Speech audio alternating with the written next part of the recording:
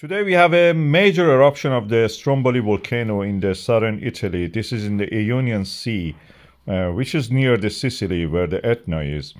The island is actually inhabited, so we have a village there, but also on the other side of it we have this volcano erupting regularly like this one.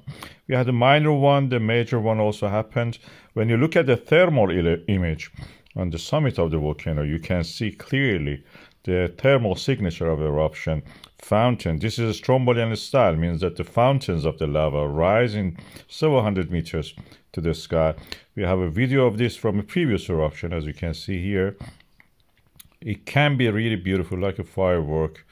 And as you can see, lots of pyroclastics and lava rising, hot glowing lava. And this is part of the Africa and the Eurasia collision zone. Africa is moving northward, pushing against the Eurasia. And where the subduction is happening, Etna and the Stromboli and other volcanoes are erupting, including Vesuvius in the past.